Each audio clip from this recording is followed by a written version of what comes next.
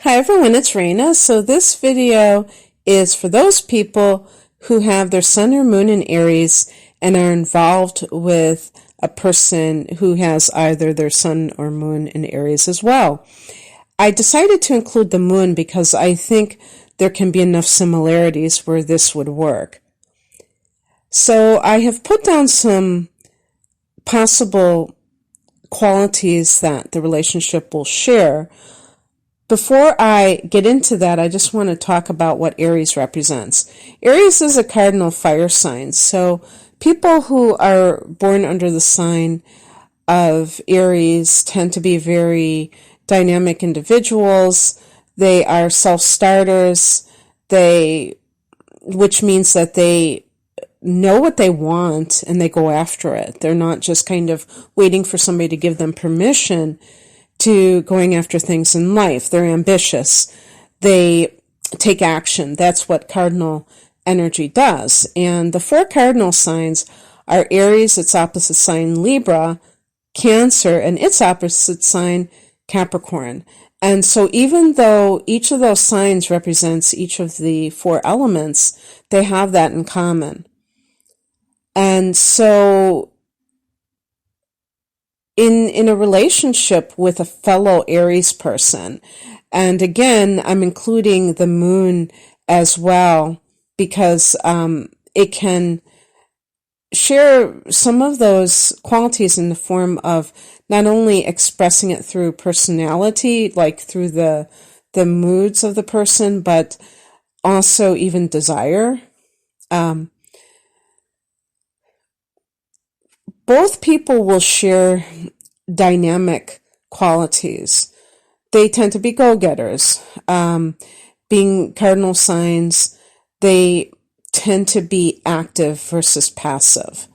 And this is important because if an Aries person is involved with somebody who's a couch potato, they are going to find it very frustrating. They may initially be attracted to the person physically.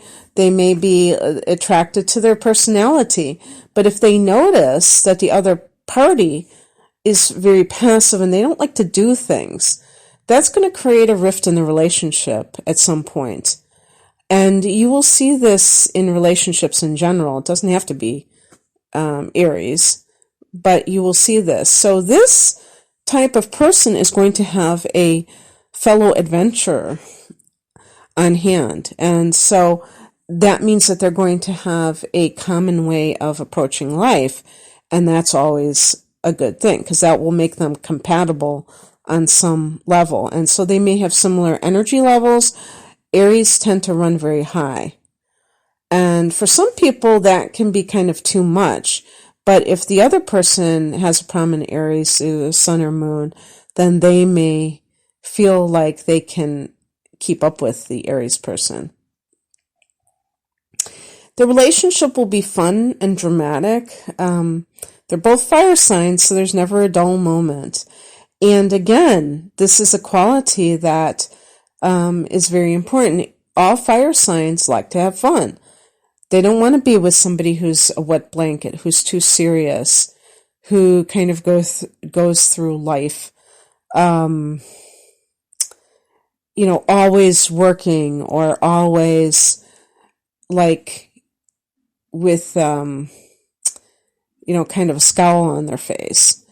This type of person wants to play as well. And they want somebody that is willing to do this willingly, not is going to just do it begrudgingly, but wants to share in the fun. And this, again, I think is a common area where people tend to have differences, where one person likes to, for instance, go hiking and even like, I think with Aries, there's a lot of physicality. So we could be talking about sporting events, and maybe the other person hates sports, loves, something that is more cerebral. And, like going to an art gallery. And I'm not saying there might be Aries people that enjoy that as well, but there may be Aries people that are too pent up. They need that physical release, and they prefer to do something active where they can exercise. And they want somebody that is going to do that. So it might even be somebody who they can go and work out with or take a bike ride with. And that other person is going to be enthusiastic about it. And just even just the temperament of being able to joke, of being able to have, be like spontaneous. I didn't mention that, but that is a big thing, because some people are pretty set in their ways, and if they have made up their mind that they are going to do something, they don't want to be diverted from their task. Or they're workaholics and they think that having fun is frivolous.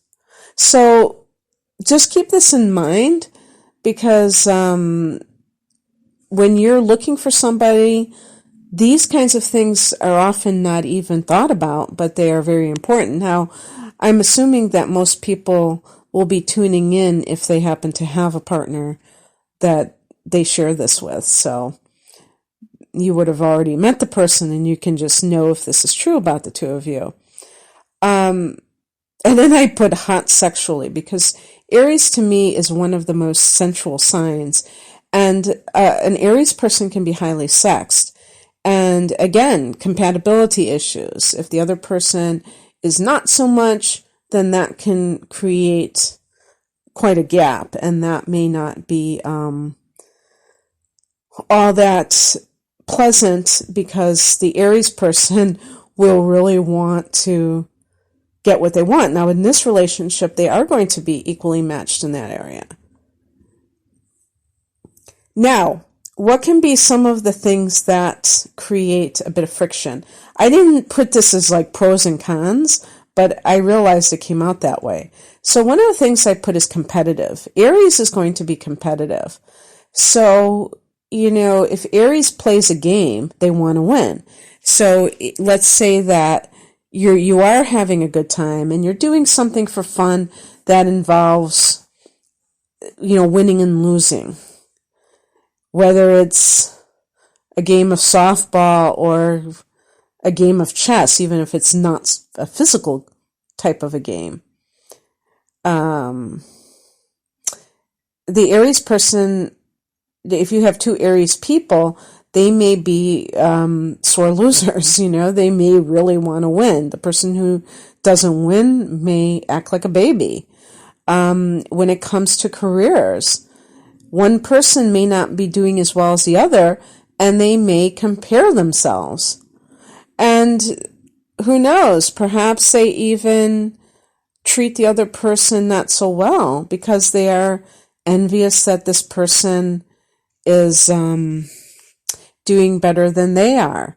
So that one is a biggie, because that individual who feels like a bit insecure may sow seeds of discord within the relationship, and even kind of try to undermine the other person's confidence by making little remarks here and there about that person in general, to kind of get them to doubt themselves. And that is something that has to be, really avoided. If you know that you're with this other person and that you too tend to compete against one another, you have to make a point of being willing to support them rather than compete against them. This can be a combustible relationship. Two Aries people, Aries is ruled by Mars, the god of war, and that means that somebody with this placement can be quite volatile. And this is both of the people. So I wanted to bring up the other point that I put down here, power struggle. Cardinal signs, wanting my way or the highway. Both people wanting to have the power in the relationship and not willing to yield to the other person. And that could do in the relationship eventually if both people always are going at it, and maybe there's a lot of conflict within the relationship as a result. However, because Aries is not going to be the type of sign where it's going to across the board present in the same way exactly. There are some Aries people who may have Mars in Pisces or Venus in Pisces and give in, or maybe have a moon sign, a water sign that is much more, or moon in Libra or something, and much more yielding. And that person may be the one who tends to give in to the other, but then resents it eventually because they realize that that person never does the same for them. It's just like a one-sided deal. So just giving some kind of ideas of what this relationship can be about. In my personal experience, I knew a couple who were married for many, many years, maybe 70 years. I don't know, like a long, long time. They were both Aries. So for sure, this type of relationship can last. And that's the beautiful thing. I am in a relationship of several decades with somebody who is a fellow Sagittarian. So we're both fire signs. I think for fire signs in particular, being with another fire sign can be very good for the relationship because you understand each other's need for independence and can give each other space. And sometimes when we are with other signs, they are not as understanding, and they can be very easy to feel suffocated, to feel that sense of being smothered, of not feeling like truly understood. And so, here is to those people who have fallen in love with somebody of the same sign, because I think that it can be a wonderful thing in many cases. Okay, well, thanks for listening. If you'd like a personal reading, the link is below. Take care. Bye.